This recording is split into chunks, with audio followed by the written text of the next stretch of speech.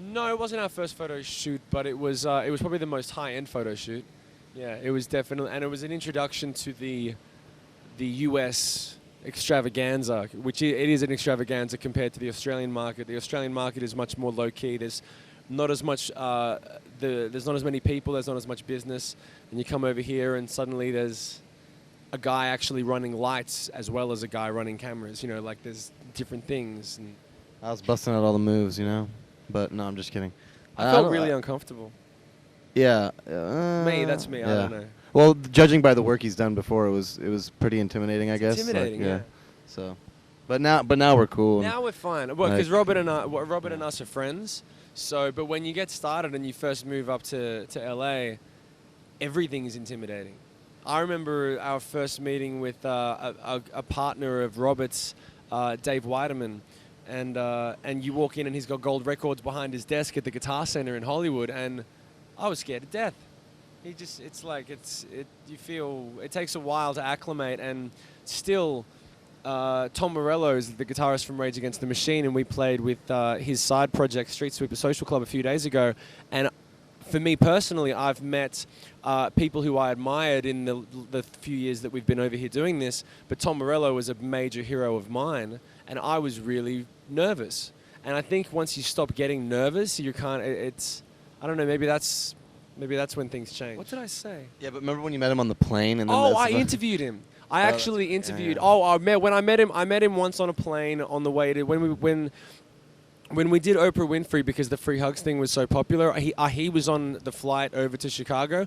I met him there. I said, "Can I get a picture?" He said, "Why don't we do it when the plane lands?" I said, "Sure." He got off, and I figured he's first class. He's off first. I figured, okay, he's gone. My chance is gone.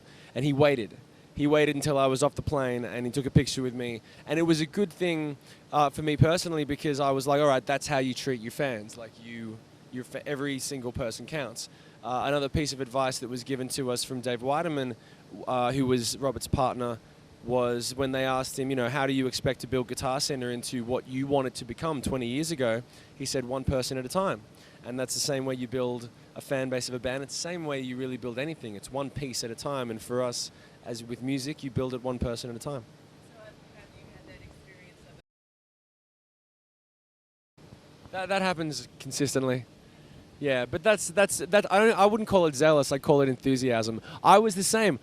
I was like, when I met Tom Morello, I had to hold myself back, because I'm like, I know how it feels now a little bit when people, and it's not, and it is only enthusiasm. It's just like when you get to, sometimes you can be a little overbearing. If you're in a person, you're like, I love you so much, and I love your work so much, and I was like, I had to be careful not to get in his face too much, because I'm like, and the thing that you learn when you meet people is there is absolutely positively no difference between them and you. There are people who do the same thing. They've been doing it a little longer. They had more success, but they're just as flawed in different ways as you are, and they like their space just as much as you like your space. So it's kind of like, it's an interesting thing to learn.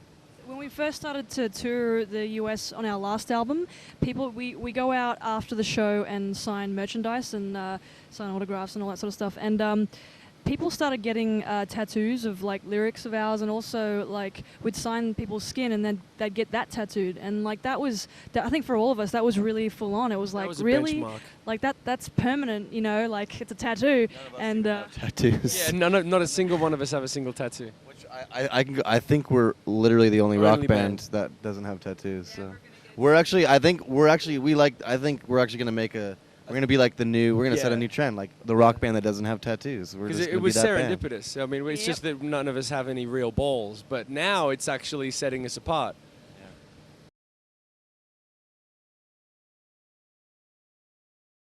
Tripolar is our new album. It's out now.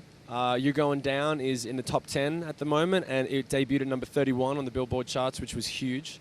We were really lucky that people were actually anticipating what we did next, because we put in so much work on Dressed Up as Life. But now we're pretty much on tour for the next 2 years. So we're doing our own tour with Hurt and Vera Union, and then we go on to a tour with Shinedown, and we're talking to the guys from Shinedown about going overseas with them next year. And every day is different right now. The Highline Ballroom tonight in New York, and then that's gonna sell out. And then the Rockefeller Center tomorrow. Yeah. and it'll be And fun. then It's I gonna be think good. it's Madison Square Garden next month. Yeah. That's next No, month. no, we're It's a plan. we're not playing. We're not playing it. Plan. I am so gullible. You can tell me anything. In a almost- year, you're we'll almost come back bad and as interview me. us in a year, and we'll have played Madison And now. now you're movie stars. You're in like on the big screen. It's just Rock Prophecies documentary. We're multimedia whores, man. We're everywhere and anywhere at once. We were definitely privileged to be a part of his film. It was awesome. So, and it's really cool to see it on the big screen and stuff. So, for us, that was pretty cool. Thank you, Robert. Thank you, John. Thanks, Robert.